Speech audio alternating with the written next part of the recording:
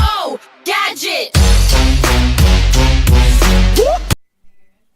Саламатсыздарбы урматтуу достор, менин атым Жолдош. Биз корей тилинин 14 үнсүз тамгасынын ичинен 3-чү тамгасы тигыт. Башында, сөздүн башында, аягында жана үнсүз тамгадан мурун жазылса, т болуп окулуп, сөздүн ортосунда жазылса, д болуп окула турган тамганы өтүп атабыз. Бул т жана д тамгасы. Азыр болсо биз кайсыл жерде турса, кандай болуп окула тургандыгын ар бир сөздү окуп жатканда бул тамга менен таанышабыз. Анда эмесе биринчи сөз. Мына карасаңар, өткөн сабактан башкача кылып, муну ар кандай өң менен жазып койдум. Кызыл тамга бул жаңы тамга, биз өтө турган. Көк тамгалар болсо, али өтө элек тамгалар.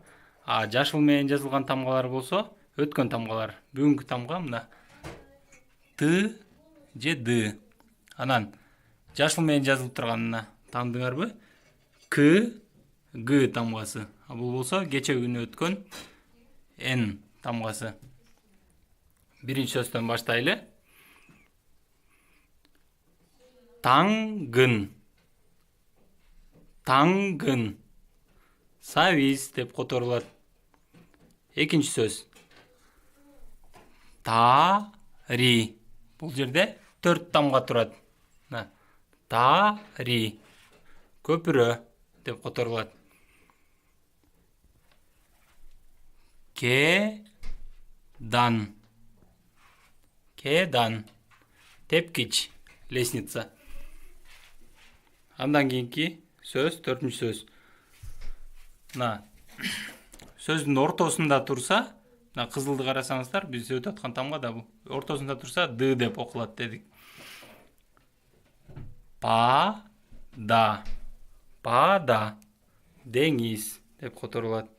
Анан жашыл тамга менен биз өткөн тамга к жана г башында турса, к деп окулат. К. Куду. Куду. Куду. Туфли. Эми экинчи катарга өтөлү.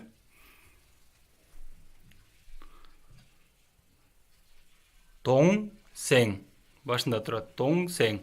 Ини, карындаш. Менден кичүү бир тууганымды түшүндүрөт.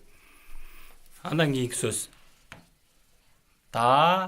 Тарамжуй. Тарам. Бул жерде окулушун жуи деп жазып койдум. Тарамжуй. Батыраак окулат да. Кыргызча даже унун ордуна үйүнү жазып койсоңуздар деле болот. Тарамжуй. Тарамжуй. Бул тыйынчы чыккан деген сөз.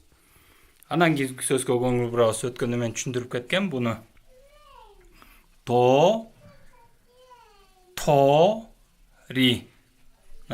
То. Анан кийинки деле 3-чү тамганы карасаңар, т, бирок кичине угулар угулбас х деген тамгада кошулуп кетет. Тори.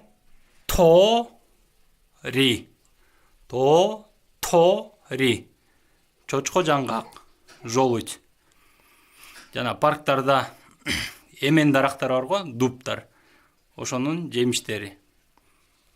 Андан кийинки биз азыркы жашообузда эң көп колдонгон сөздөрдүн бири чадоңча. Бул жерде дагы сөздүн ортосунда турат. Ошон үчүн д болуп окулуп атат. Чадоңча. Автомобиль. Машина. Машине.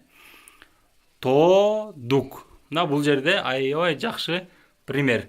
Башында турса т болуп окулат, ортосунда турса д болуп окулат. Тодук. К. Аягында турат, к болуп окулат. Тодук. Тодук. Уру деген сөз. Эми кайра башынан баштап баарын бир сериядан кайталап коелу. Таңгын. Тари.